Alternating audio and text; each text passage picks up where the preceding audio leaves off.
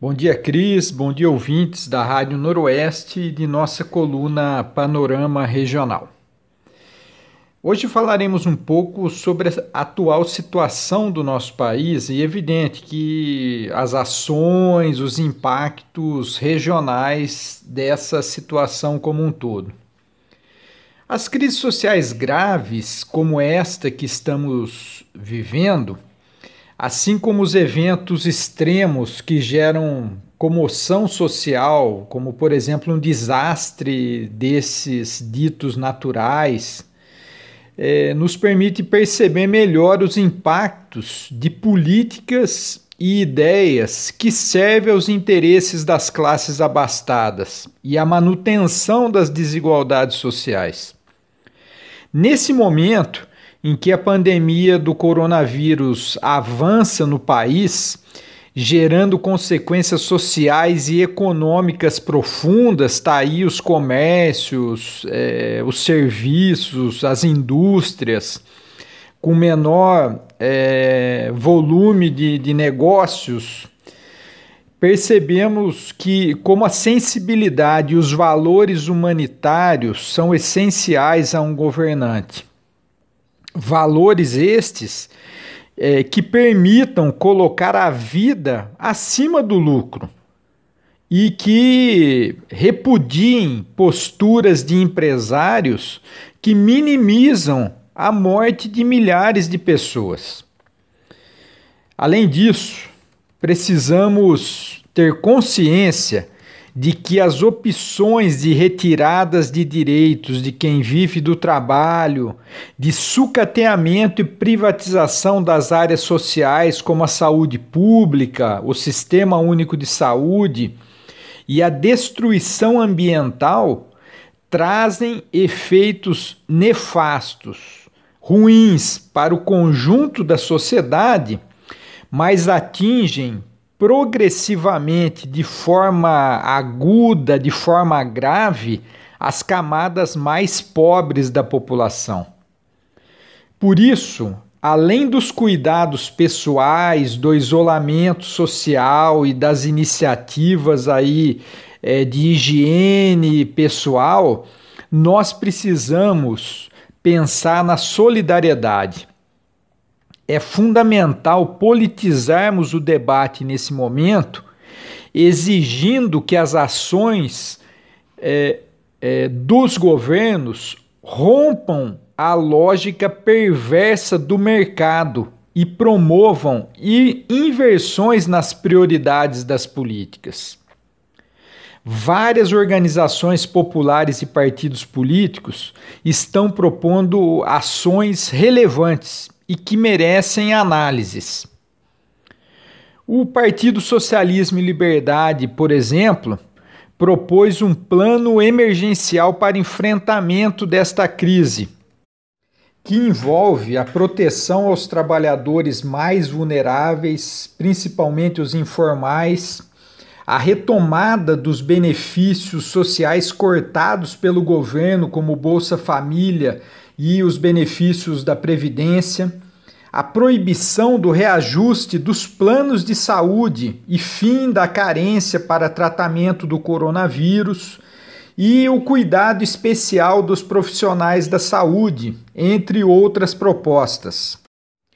Todas elas possíveis de serem implantadas e imediatas, tanto para a proteção da população, sobretudo os mais necessitados, como para promover mudanças estruturais.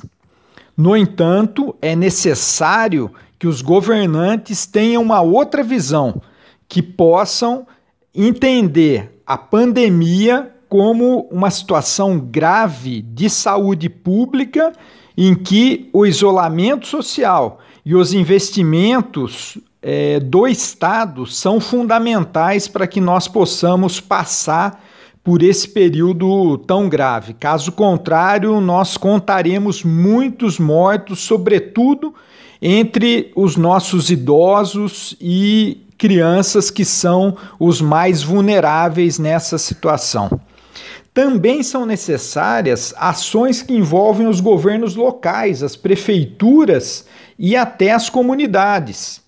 como, por exemplo, a distribuição de cestas básicas com produtos da merenda para famílias de estudantes que necessitem, a estabilidade do emprego de todos os trabalhadores terceirizados da administração pública que têm os seus contratos, garantia de pagamento de diaristas, mesmo que não estejam trabalhando e não tenham registro, suspensão do pagamento das contas de água e energia, que a prefeitura pode tomar essa decisão no caso da conta de água e fazer a gestão junto à CPFL, no nosso caso aqui da região dos nossos ouvintes. O controle de preços para que não hajam abusos, a desinfecção intensa de locais públicos, como várias prefeituras da região vêm fazendo em terminais e unidades de saúde, um plano emergencial para cuidado das pessoas em situação de rua, garantindo higiene, alimentação, e o estímulo ao consumo nos pequenos comércios dos bairros para poder evitar a aglomeração em grandes hipermercados, enfim. Esse último tema, aliás, há 20 anos, quando discutimos o Estatuto da Cidade, que é uma lei federal, e legislações locais, regulamentavam um dispositivo chamado impacto de vizinhança, que quando os grandes comércios pretendem se instalar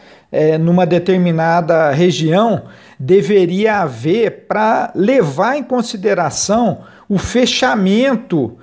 de inúmeros pequenos comércios e serviços locais gerado por esses grandes empreendimentos. A cidade de Campinas, por exemplo, teve 2 revisões de planos diretores e vários projetos de lei que tramitaram na Câmara Municipal que previam esses dispositivos, mas foram ignorados pelos governos de plantão nesse período todo,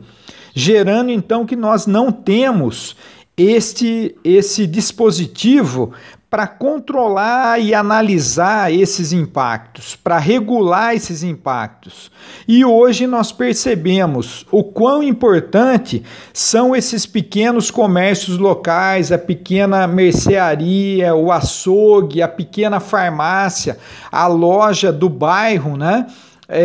Nesse momento de crise aguda em que nós estamos vivendo. Por isso, querido ouvinte, nós precisamos, quando há projetos que retiram direitos ou que causam danos ambientais que estão tramitando pelo Congresso, ficarmos mais atentos e nos manifestarmos sobre esses temas. Porque, embora pareçam tão longe da nossa realidade, eles terão um impacto, volto a dizer e saliento isso, em toda a sociedade e nos atingirão. Estejamos nós onde estivermos no país, e atingirá progressivamente as pessoas mais submetidas à pobreza. Por isso, esforços de formulações, as nossas iniciativas, elas são importantes, mas nós precisamos nos envolver em outras reflexões, mobilizando as pessoas pela solidariedade, pela consciência, para que os dispostos a construir alternativas sejam estimulados, não só para enfrentar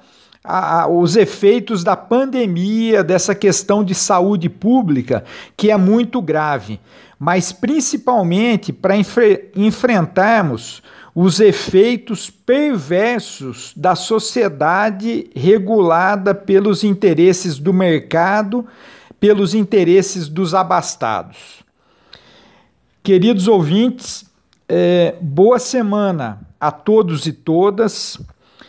Se puderem, fiquem em casa, exerça a solidariedade, proteja a sua saúde e evite a propagação do vírus. Essa situação vai passar, mas nada será como antes. Até a próxima coluna Panorama Regional e um forte abraço do Paulo Búfalo.